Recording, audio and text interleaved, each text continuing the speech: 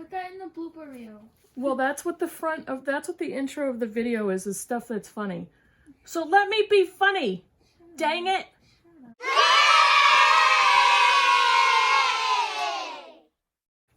Hi BookTube, this is Kim at K Becker's Books, and today's video is my mid-January wrap-up, along with some DNFs. So that's the good stuff that everybody wants to wait for towards the end of the video. It's now January 18th, and up until January 17th, I've finished 5 books. So let's go through those, and at the end of the video, I actually had several DNFs this month, which is unusual. But I wanted to show you those because some of them are just not bad books. They just weren't any that I enjoyed and were not really for me. So let's get going on the books I did read. The first book I finished, the very first book I finished in January was The Friend by Sigrid Nunez.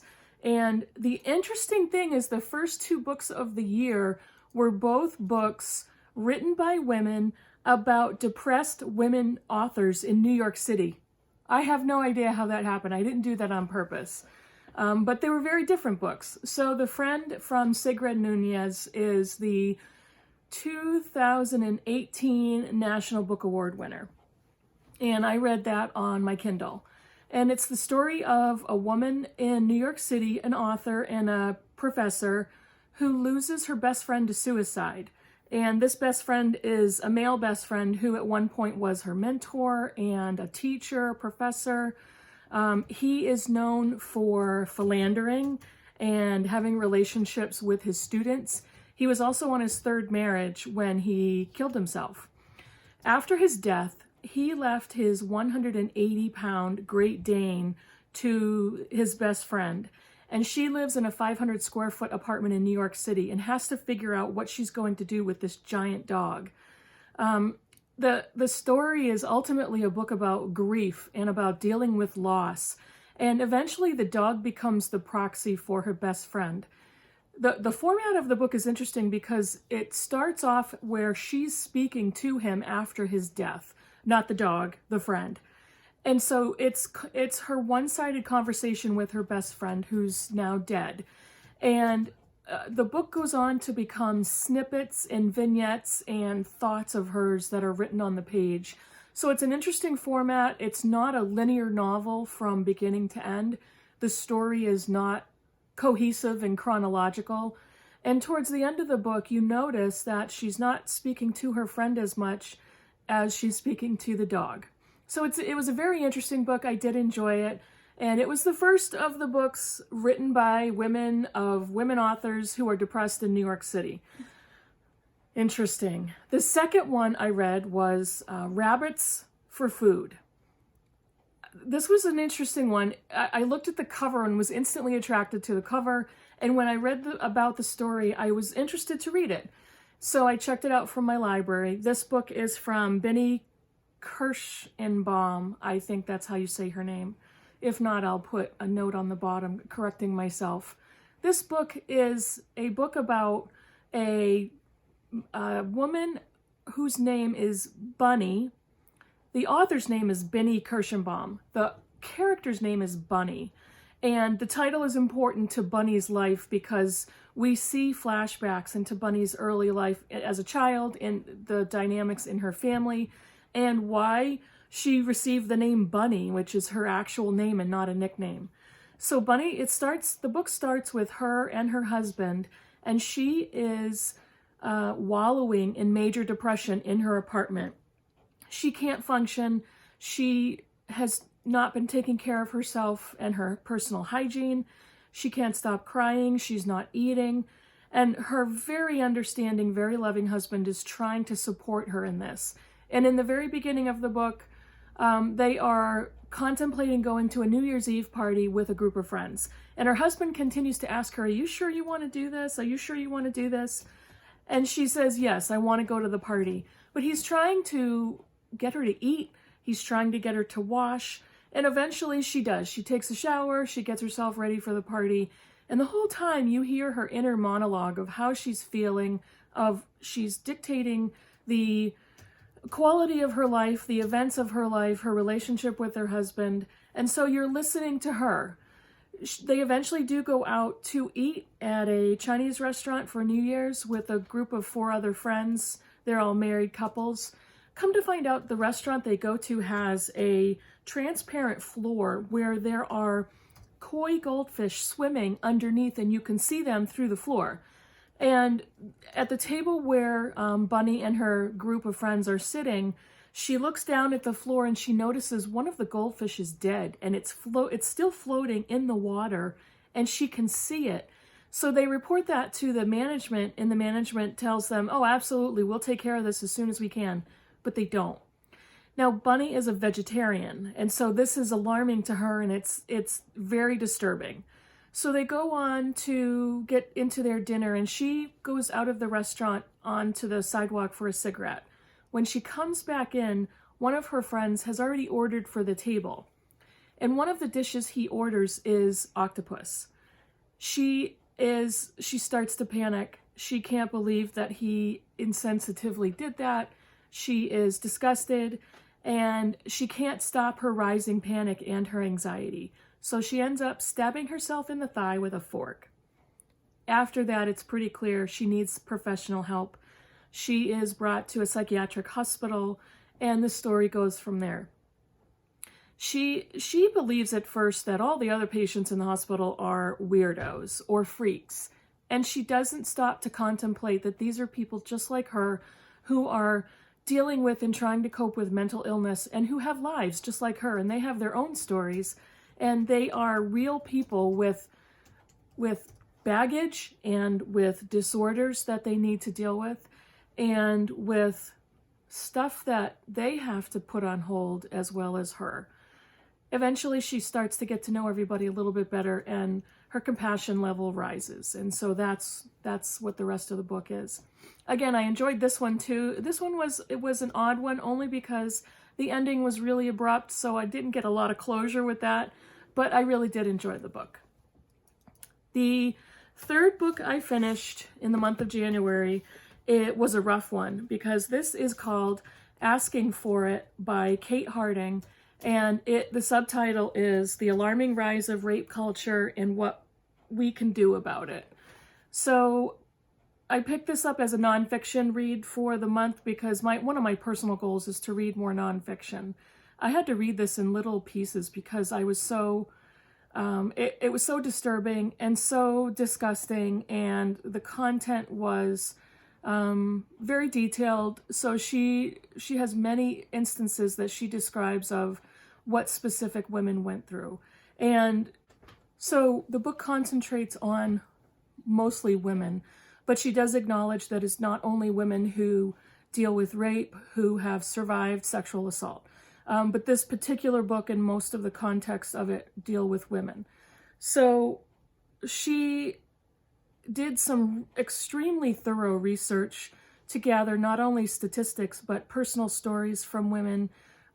She met with many professionals, doctors, legal professionals, to detail the rise of this rape attitude in our culture, in our society.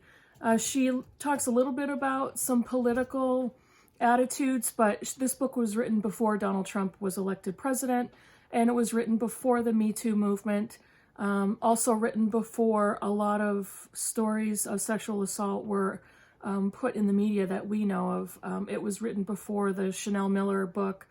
So counting all of that in, the material is still completely relevant and important, but again, a very disturbing read. Plenty of trigger warnings here. It's in the title. So if this is something that you don't want to read or don't think that you can make it through the book, then don't pick it up. I thought it was a wonderful book, well detailed, well researched. The one criticism I had was she tends to get very snarky in her writing and sarcastic around a lot of the situations, a lot of the details of some of the perpetrators. Understandable, but I did make a note of that in a Goodreads review that I did write. Otherwise, I totally understood where her attitude was coming from, and I didn't disagree with it. But the book was very good, and I do recommend it if you want to learn more about this topic. The fourth book for January that I read is the Penelopiad by Margaret Atwood. And this is a fictionalized account of the Odyssey, not the whole book, but Odysseus and Penelope's marriage. This is from the point of view of Penelope, and it's a very short book. It's a couple, maybe not even 200 pages. And it's an interesting format because it is written from the point of view of Penelope, who is married to Odysseus. And it also has her 12 handmaidens acting as almost a chorus line on a Broadway show. So it was a little weird. There's several pieces of poetry that she wrote in the story, and she also writes situations where the 12 maids are acting as the cast of a show, and they do singing and dancing routines. So it was a little weird. However, I really did like the book. I liked the story. I really enjoyed Margaret Atwood's depiction of the point of view of Penelope and how she was married off to Odysseus when she was only, 15 or so years old, and having a baby as a young teenager, and what it meant for her to live with a man who was gone for 20 years or so. So really good fictionalized account of a Greek myth. So I recommend it. I thought it was really good. And I actually had a pretty good reading month so far. The last book I finished just yesterday is Magda Szabo's, my pronunciation for this is off, I'm sorry, The Door. And this is a New York Review of Books book, which I have since fallen in love with and have acquired a couple more books published by that publishing house. But The Door is about a writer, another female author named Magda, and it's set in Hungary, in Budapest, after World War II. And it's a fascinating and spectacular character study of Magda and her husband, no children, who are intellectuals, academics, authors. Her husband is, I believe, a professor. And they hire a local woman to be their housekeeper and basically house manager because Magda is too busy and too consumed with her writing to do anything around the house. So they hire a woman named Emrance. The majority of the book is Magda's narration of Emrance and her character and personality and her life. I was fascinated through the whole book. It has no plot. It is written from the point of view of one woman. There is some dialogue here and there. We learn so much about Emrance, about this home manager, this housekeeper. She is the manager of an apartment building where she has to take care of all the maintenance and the cleanup and all of that.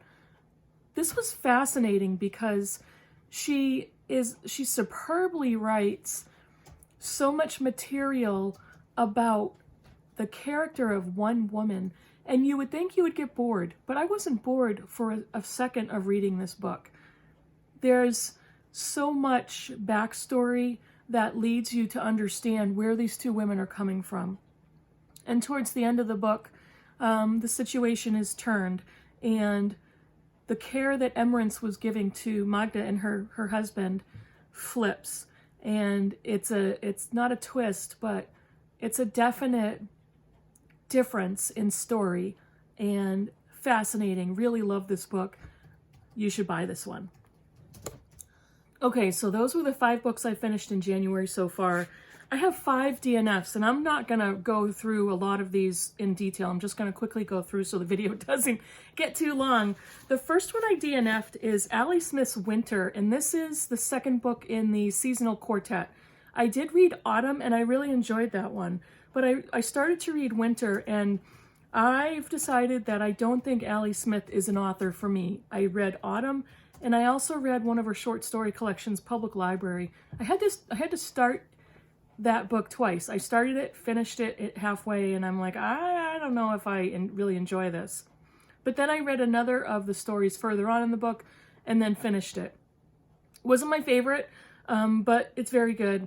Ali Smith, I think, goes above me, and I just don't enjoy her writing style.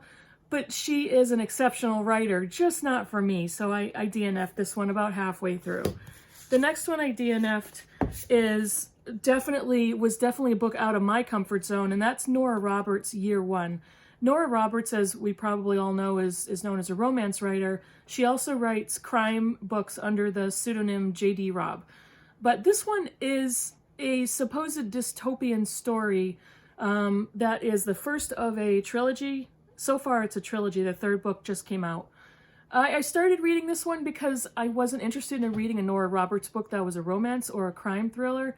And I really do like reading dystopian fiction, but this one just didn't do it for me. And it got to the point where there was a pretty cringy sex scene. And I'm like, yeah, no, I'm done. So I put this one down. We'll be unhauling it and getting it to a friend of mine to see if she likes it. The next one is Cynthia Dupree's Sweeney's The Nest. This is a book about a group of 4 siblings in New York City. I don't know what it is with New York City this month. All these books, not all of them, but a lot of them are set in New York City. But this one is the story of 4 siblings whose father passed away, and they are expecting a super big inheritance from him, which he never intended. He wanted to give his kids money when he died, but not a lot of money, because he thought they should make their own way. So they're expecting this big giant inheritance, and come to find out, one of the siblings got into an alcoholic, drunken car wreck, and somebody was severely injured, and a lot of their money was put towards court cases and legal fees and distribution for this person that was injured, and the mother was the one that used the money to take care of all that. I got about 75 pages into the book, and I really just thought the characters were superficial and vapid and a bunch of entitled, well-off people in the city who shouldn't have needed the amount of money that they were expecting from their father. So I just didn't like this one. I put this one down. The next one is a good book. It's just not for me. This is Holly Black's The Cruel Prince, and this is a young adult novel about a fairy world and 3 young girls who, this isn't a spoiler, the very first chapter is the oldest daughter in this family is actually a fairy. Her mother was pregnant with her when she left this fairy world and left her husband, and she met a human man who she married and subsequently had young twin daughters. At the very beginning of the book, the fairy husband discovers where she is. He comes back to collect her and bring her back to his world. He ends up killing her and her husband and kidnapping all 3 of the girls to bring them back to his world, which the older daughter is also one of the fays or fairies, and they all go back. It was good. It's a good young adult fantasy novel. It didn't hold my interest, but I could see the story was going to really pick up. This is the first in a trilogy so far. I'm not sure if that's going to be a trilogy or it's going to go any further. But this is the first one, The Cruel Prince. If you enjoy fantasy, if you enjoy magical worlds and young adult fantasy, I recommend this one. Go ahead and pick that one up. The last one was super disappointing because this was the 2019 National Book Award winner, is Susan Choi's Trust Exercise. No. I honestly have not seen one positive review on BookTube. There probably are some. I haven't found one. And I have seen many negative reviews, and I thought, you know what, I have it anyway, I'm gonna read it. So I tried it and DNF'd it after about 20 pages. Couldn't stand the writing, I couldn't stand the setting, I couldn't stand the characters so far, and what development was there, within 20 pages.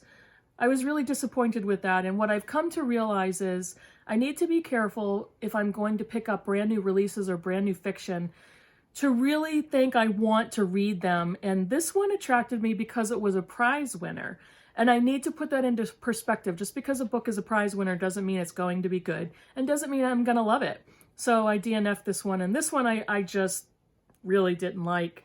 Go and read the blurb if you're interested. Check it out from the library. See if you enjoy it. I would not recommend it. So that's it. That's what I've read so far for the first half of January. It's going really well. I still have plenty of time. Next Friday, this coming Friday the 24th, is my Critical Chicks book group, and I'm going to be hopefully doing a vlog during that group. So hopefully I'll have that for you the week after.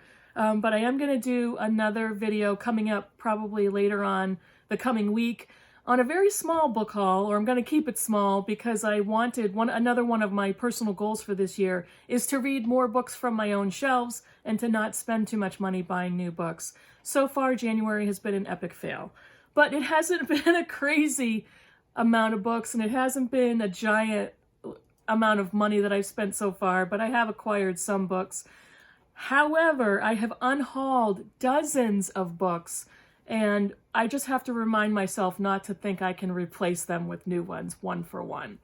So thanks for watching.